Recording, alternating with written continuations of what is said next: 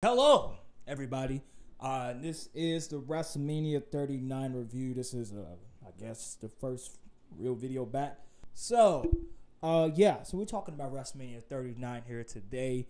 As I am recording this, it is about an hour before the go-home show to Monday Night Raw kicks off. So go into this video disregarding whatever you see throughout this week. The card is basically set.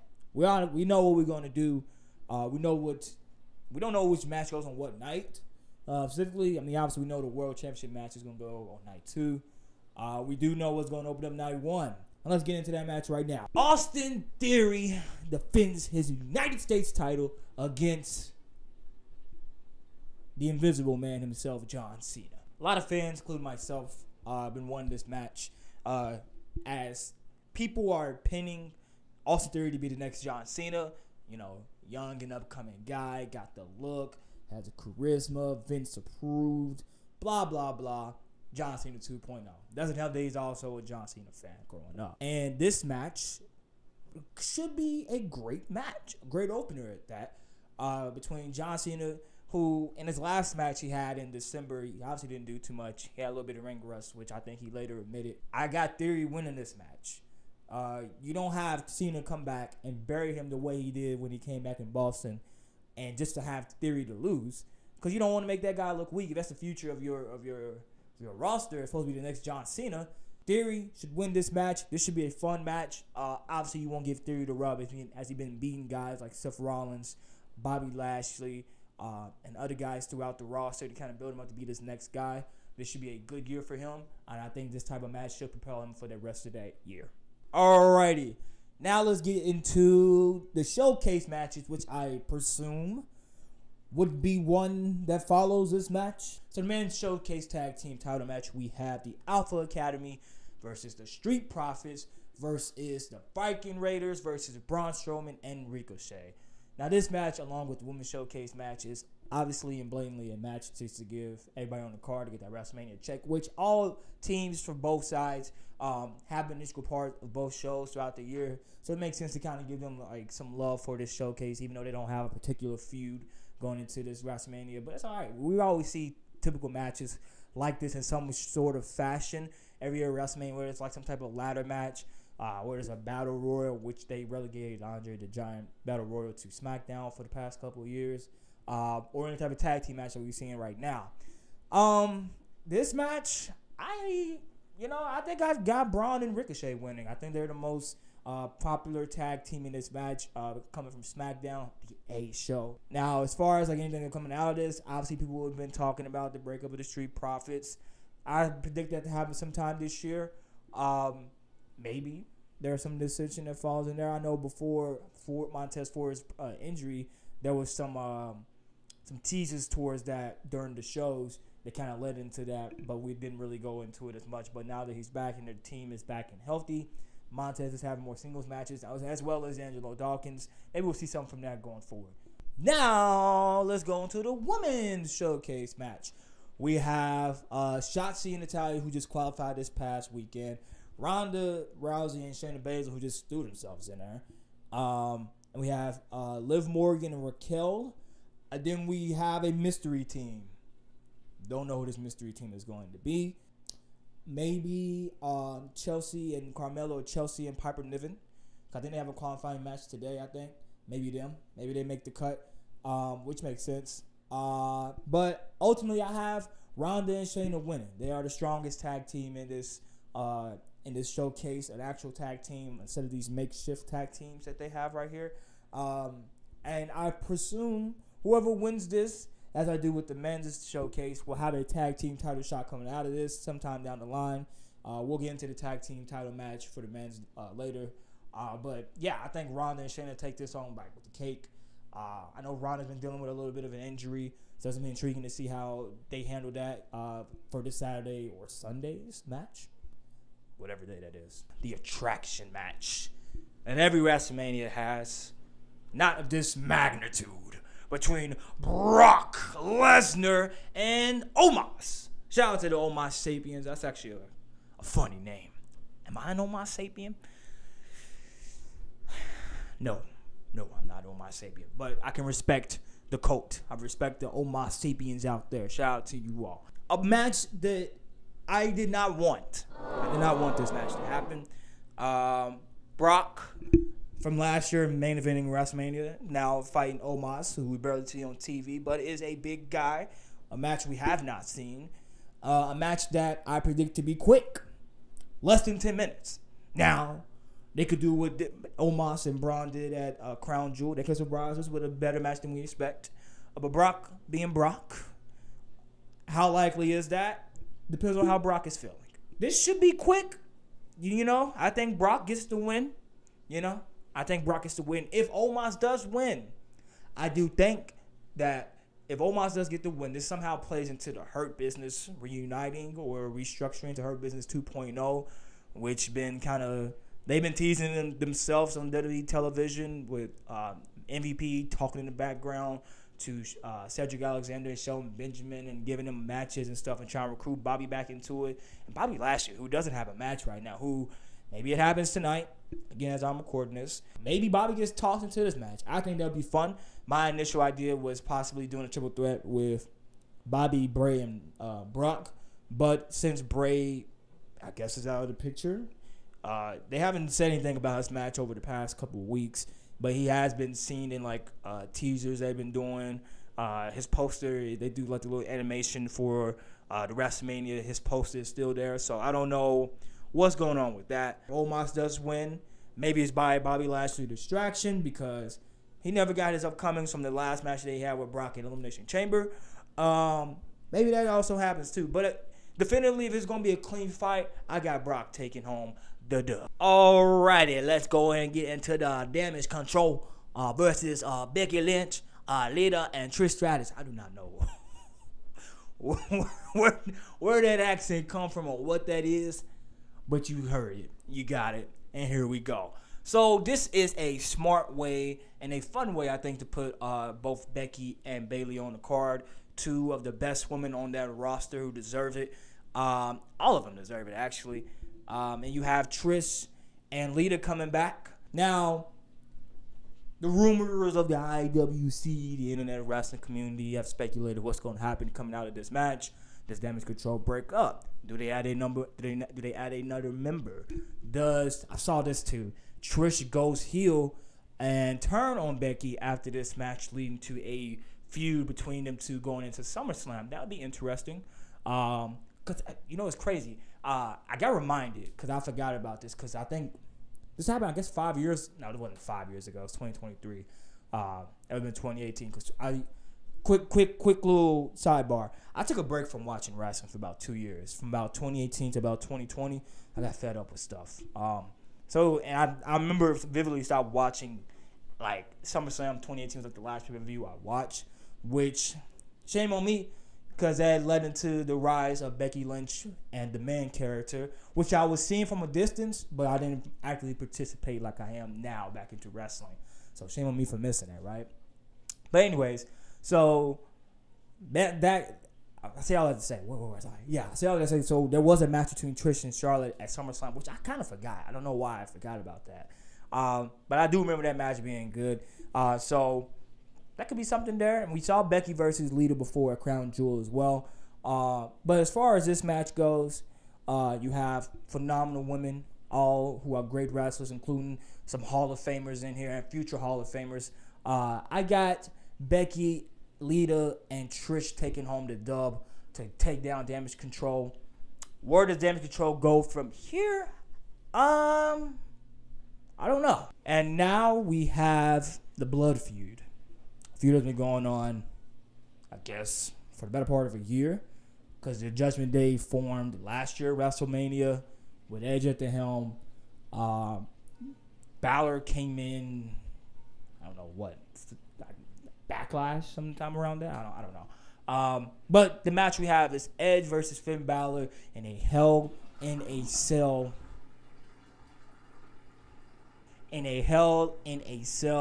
Match. This should be very, very fun. They had a great match at Extreme Rules last time, an I Quit match. Match that showed the show. That was a great pay-per-view too. Extreme Rules. Edge has called out Demon Balor. Now that would be very interesting to see, because usually when we see Demon Balor, or the Demon. I don't know why I call him Demon Balor. He doesn't call himself that. But the Demon himself, we haven't seen him as a heel. We usually see him as a babyface. So if Finn does come out as a Demon, which I presume he does, that'll be very interesting to see. I think this match is going to be very fun. It's going to be very gritty between these two, as Edge is kind of winding down his career. This should be a fun match between the two. Hopefully this is not Edge's last WrestleMania match. Maybe he'll make it at WrestleMania 40. Maybe that's be his last match. Why go out on 39? We can go out on 40. Yes, thank you. But this should be a very fun match, you know. I expect some blood. WWE. I know that's not common with you all. But this being such a feud with such anger, with such vitriol between the two, with them going at each other, you make Edge leave multiple times throughout the year. Balor, you know, staying on Edge's ass with the Judgment Day and taking his group and making it 10 times better than Edge left it as. I think this should be a fun match, and I have Finn Balor winning this match. Yes, I have Finn Balor winning this match because, like I said, Edge is on his way out anyway. Edge got a win last week, or not last week, last pay-per-view with Beth when they beat Finn and Rhea. So that can be like the couple win there, especially coming off Extreme Rules and what happened there. But I think ultimately, Finn needs to win to stay strong, keep the Judgment Day strong. I think honestly, as we go through this, I think the Judgment Day clears on all their matches. But let's keep that rolling. As the next match we want to talk about is Rey Mysterio, as Santino will call him. Rey Mysterio versus Dominic Mysterio. This match is going to make Dominic a star. If he hasn't become one already throughout these past couple of months of being a heel, since turning on his father at Clash at the Castle and joining the Judgment Day, I've been loving Dom's work as a heel so far, and it's supposed to be cringy on purpose, especially with Prison Dom stuff, but it's so funny. And not only is as him as a character has been funny, but what he's been doing to Rey, tormenting him for the past couple of months, to the point even making Rey even leave Raw and go back to SmackDown, and just to get away from Dom. But Dom even follows him there and tries to get this match, and it took until Dom got into the face of his mother at last week's show and told her to shut up for Rey to finally put his paw on Dom. Show that little boy how it's done. I think this should be a good match with Dom, who's been getting better in the ring, getting better with his mic work, becoming better as an overall character. You want to keep building on that and establish him as a star with Rey, who's going to the Hall of Fame this weekend and who's also on his way out. Not too sure when. Some people say maybe it's his last match. I doubt that it's his last match. Rey can still go. I hope it's not his last match. I grew up on Rey. I got Dominic winning this, though. Dominic has to get the win. Keep him looking strong. Can you imagine? Oh, can you imagine the promo he's going to have to cut when he comes back out on Raw after Mania? The heat. His man is a heat magnet. Shout out to Latino Heat himself. Looks kind of like him with his new hairstyle. So I got Dom getting the dub here. Alrighty, let's go into a match with a guy that has surprised me over the past year with his in-ring work since joining WWE, and that is Logan Paul, as he takes on Seth Rollins. This should be a fun match. If anything shows us from the previous match that Logan Paul had with Roman Reigns at Crown Jewel, which I was vehemently against doing, because for one, what did he do to deserve a WWE title shot during this awesome reign that we are seeing from my tribal chief himself? Nothing. He done nothing, but he put on a great match against Roman, a long match too. And he had a good match at SummerSlam with The Miz. Tag team match last year was also really good, but he's been getting better and better, and he's showcased that he has the ability to go with these guys. And Seth Rollins, being the architect, the workhorse, the man himself. I guess the man is Becky. What do they make Seth? I don't know. The guy himself. I think this is going to be a great match between the two. I think Seth's going to make him look good, as he's been showing throughout these past couple of weeks. He's been selling that punch, that is Logan's finisher. I don't know how effective that is, considering that Jake finally lost. And Logan, I guess he only had like one boxing match. I don't know. I don't care about them white boys. Anyways, this should be a very fun match, and I have Rollins winning this match. Logan, I know he lost against Roman for the title. That was bound to happen, but he did beat The Miz. I want to say, did they win last year against Ray and Dom? Y'all let me know down in the comments. I forgot. But you have to have Seth win this match for the simple fact that over these past couple of weeks, Logan has been consistently knocking out Seth. And he's been getting upper hand on Seth throughout a lot of this feud so far. So you don't want to let Seth, who is your actual guy, go out bad losing.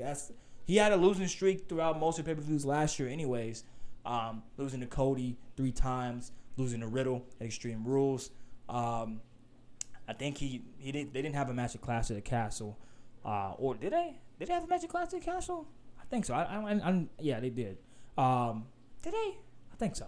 They didn't have a match at SummerSlam. You don't want Seth to lose this match. Like I said, after being put down by Logan so much throughout the weeks, you want to have Seth win this because I think eventually when Cody gets the title, them two will have another match again at some point.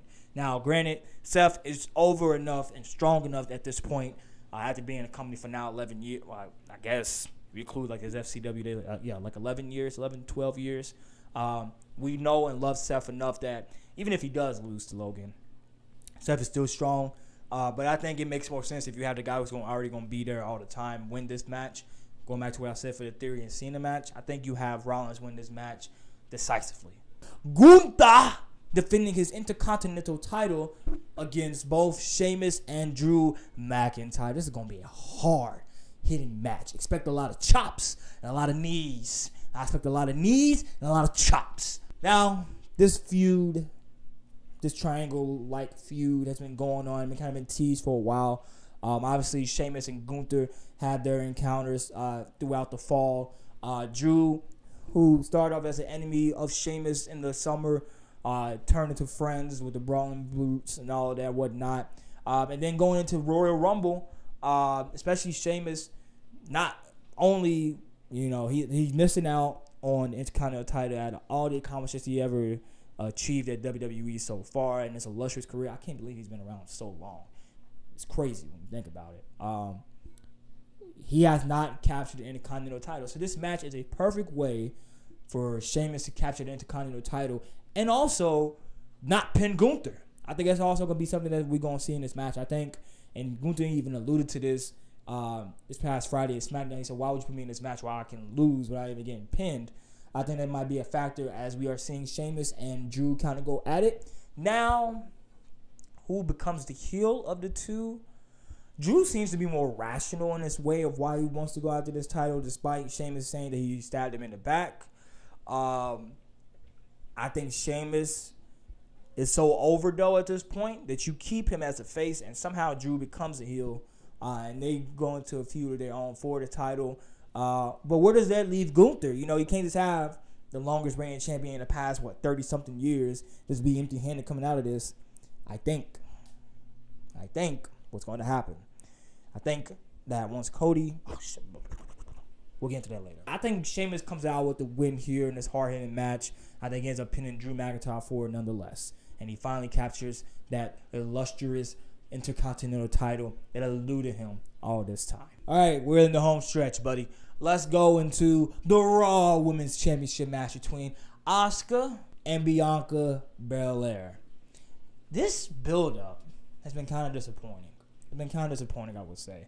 For what is going to be a good match. I know it's going to be a great match between these two, especially given Bianca's track record at these pay-per-views, and Asuka. I'm a big fan of her. They're going to put on a great match, but as far as like the build-up as to make me care about this match, outside of me knowing the match is going to be good itself, I don't care. Because what have they given us so far in this feud?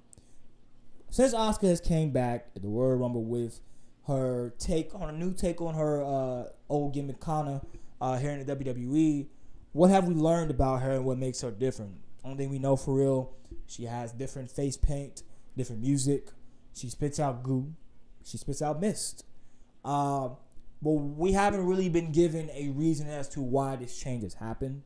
Besides like the tweets that she sent out, and we saw like a slow progression into it before she came back. I remember the last match she had before she came back, she didn't even have no makeup on, and like she was kind of getting more frustrated with each loss that she had. So that was kind of playing into it. But as far as this feud goes, all it has been,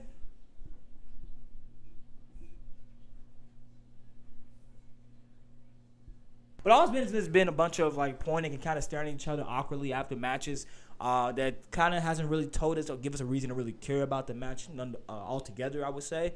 But with that being said, like I said, this will be a great match. I expect Asuka to win. And by in turn, I expect Bianca to go heel. The Bianca Belair character is still very popular with everybody, but it's kind of gotten stale. You know, coming out of the feud with Damage Control, what have we, or at least we need to take some type of evolution with the character of Bianca, and I think a heel turn can kind of serve her as that. Because maybe we can look at it like this. Say this happens, which I think it probably will. Asuka wins the title. Crowd goes crazy. Everybody likes Asuka. Everybody wants to see her win again. So with her winning, this does make Bianca mad. This makes her jealous. She is the EST. How can she be the EST without the title and the fans not loving her and treating her the respect that she deserves? You know, typical heel turn stuff, right? And I think it can be a change for her character going forward. And I think, like I said, Asuka should get the dub here. The better feud between the two women's championship, let's go with Rhea Ripley versus Charlotte Flair for the SmackDown Women's Championship. Now, I was kind of shocked when Rhea chose Charlotte to be her opponent at WrestleMania, but now it kind of makes sense. I forgot they had that match 3 years ago at WrestleMania 36 for the NXT Women's title, nonetheless. And it makes sense as to what Rhea wants to get accomplished after failing to beat Charlotte at that time, which, look at it, kind of set her career back a little bit. Rhea haven't really been important until she was important, but not as important as she was when she first came onto the roster, up until she joined the Judgment Day. Now she is possibly the most popular female that WWE has right now. And I think you obviously give her the title and let her win this. And I think this also leads into a double turn between the two, because of Rhea being so popular and Charlotte being a babyface, but not really fitting that role of a babyface, and kind of at times giving off heelish promos and talking in heelish ways and like having heelish tendencies still. I think she's the most natural heel, as all Flairs are. So I think with this match, I think you have Rhea winning. I think it's a double turn. And I think Rhea ends up going face somewhat. Maybe it's a slow burn of her going face, because I think also with this, I think the entire Judgment Day somehow ends up on SmackDown. Now, whether or not they do a draft after this, I love the draft. I am a SmackDown guy, so I like it when it happened. Maybe I'll make a video about this later, how 2016 SmackDown and WWE was one of the greatest years of WWE's tenure. Is that the right way to use tenure? I guess. But anyways, this feud, like I said, what makes this feud better than the Raw Women's Championship feud is that, like I said, there's actual story into what's going on here. And each week they have been giving me and us as the fans reasons to care about this story. There's been some lows, I will say too. This hasn't been, it's been stronger, but not the strongest build up for this match here at Mania. The pull apart brawl that they had about a couple weeks ago on SmackDown was really good. They had a face-to-face promo about a month or so back too. That was pretty good too. But in between it, there's been some lows, and like when Rhea or Charlotte just came out, just kind of talk and kind of repeat the same things that they've been talking about throughout the entire feud. But ultimately, like I said, I think I got Rhea winning this one, and being Charlotte, and the double turn does take place. People have said that match would. There's been, I think WWE even maybe said, or it's been advertised, that will be the main event of night one. If it's not set in stone, this match that I'm about to talk about right now, I think should be the main event of night one, just because of its importance and the story that everybody has been so enthralled with, and that's the Usos defending their unified tag team titles against Sami Zayn, and Kevin Owens. People have said that Sami versus Roman should be the main event of Mania. I get it, but I don't get it because I love the Sami Zayn character, and I've been loving all of this work that the Bloodline's been doing these past couple of months. But I think Elimination Chamber, as we all seen, was the perfect place to have that match in Sami's background, hometown of Montreal, Quebec, Canada.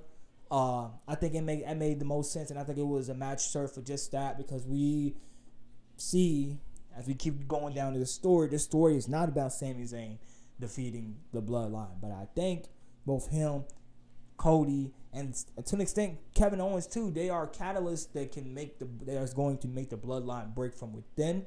As I say that, I think Kevin Owens and Sami Zayn will win the tag team titles and get that tag team championship that they dreamed about having in WWE together as best friends. I think they end up beating the Usos for that, and in turn, that then will lead into the dissension of the Bloodline even more. Because as you've been seeing over the past couple of weeks, Roman's been kind of being on edge. You know, Jay wasn't showing up as much, and he had to come back into the fold and finally say why he did what he did.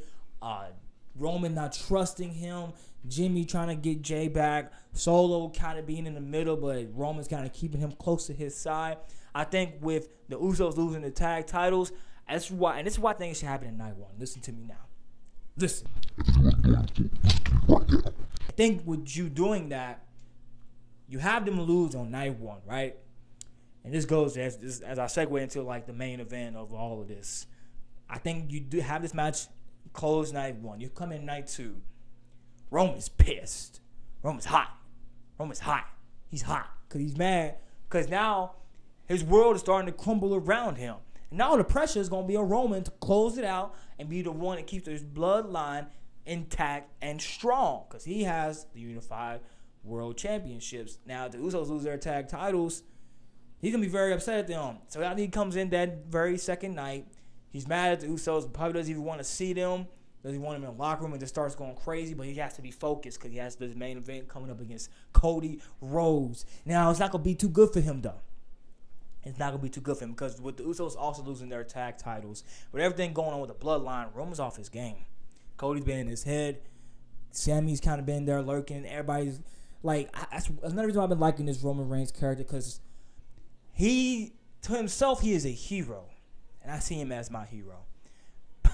But he is a hero because he's feeling like he is carrying this burden of carrying the weight of the company on his back through some of his darkest times, through the pandemic era, and now back into its highest selling years that they've been having, and what they've been having to these events, merch, or whatever they've been going on. Roman's been that guy. So I think, him feeling that burden of man, this is what I get for trying to do the best for you people, before I try to elevate you all, and y'all can't even keep up your end of the bargain. What's wrong with you all? Obviously, that's going to lead through some more dissension between the Usos and him.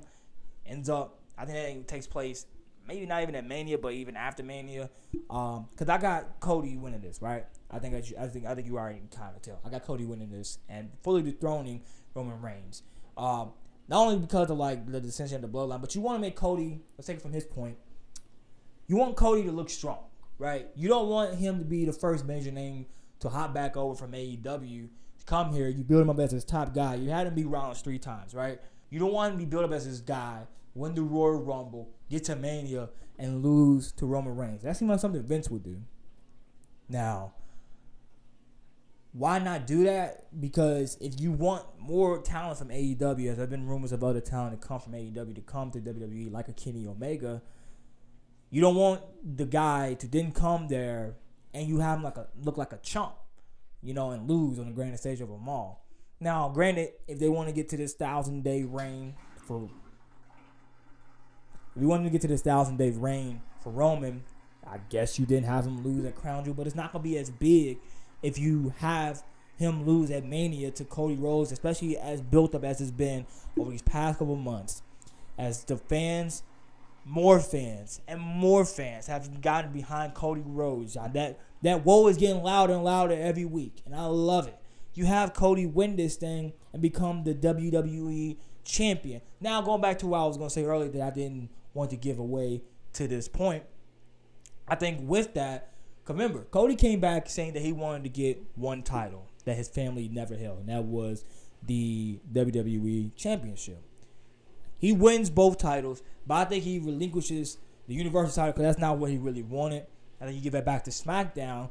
And as you go back to the question I was saying earlier about what do you do with Gunther, maybe there's some type of tournament that takes place and you have Gunther in that picture to become Universal Champion, whether he does it or not. He could possibly do it. I think Gunther is that top. Yeah, he's a second. Number 2, he's definitely the number 2 heel on SmackDown behind Roman Reigns. I think he can be ready, especially come this summer. Where does that leave Roman? So Roman, once he loses this, I expect nothing but chaos to see from Roman Reigns and like just him just turn up everything. I expect him to come out the next night on Raw, give his passionate promo, him screaming, like talking to the fans like, how could you all boo me? How could you all feel like I deserve to lose those titles? That's all I've done for you. And you do this to me? Do you not know what it's like to carry the burden of the tribal chief? So, like, I expect that to happen. I expect Roman, kind of like what Brock did after WrestleMania 31. He came back out the next night because we don't see Brock fight on TV. He came out ready to fight. Maybe Roman even tries to have a match on Raw the next night. Now, will that happen? I don't think so. But I want to see Roman go into this crazed state that would fuel the breakdown and the destruction of the bloodline altogether. And to where I think where people thought it should be Sammy who should be the one who take these titles from Roman and kill the bloodline altogether, this is Jey Uso's story. Jey is still conflicted in his mind. He's still scared of Roman. But once Roman loses it all and he sees the side of Roman and Roman snaps on both him and Jimmy and maybe even attacks Jimmy, I think Jey finally makes the turn and he turns on Roman. Now, I think following that, I think Solo's going to stick by Roman. But once he keeps seeing how Roman, man, you know what? Yeah, I'm going to give it to you now. I was thinking about maybe doing a separate video about this, but I'll just give it to you now. I'm already too deep. I'm in too deep. I think Solo is going to see that, and then by turn, he's going to separate from Roman. I don't think he's going to pick a side. I think he's just going to be like, you know what? I'm Solo. No pun intended. I'm ready to just go ahead and do my own thing. Y'all got this. I'm not dealing with this. But I think this culminates, because people say, well, you have to have the WWE titles for this. I don't think the WWE Championship is necessary for this feud, for this all to take place, because I think what goes on within the bloodline exists past the championships. I think this could be such a thing where you just have like just the fall of the Roman Empire, and maybe at SummerSlam you have Jey versus Roman, and Jey beats Roman Reigns. Maybe Roman goes off for a little bit. We might not see him to Mania. That's how I predict WrestleMania 39 to go. Thank you all for watching. Don't you all forget to leave a comment down below. Tell me what your thoughts about WrestleMania going into this weekend. Who you got winning some of these matches. And am I on point with my predictions, or am I just plain on stupid? You won't tell me I'm stupid to my face anyway, so say it down below in those comments. Share with your friends. Share with your girlfriend. I'm pretty sure she'll think I look very beautiful. And like, too. Subscribe so you can see all my content constantly. And you can see more of my stuff that I've done throughout the years, throughout the decade that I've done this stuff. So, yeah. WrestleMania 39. Let's go.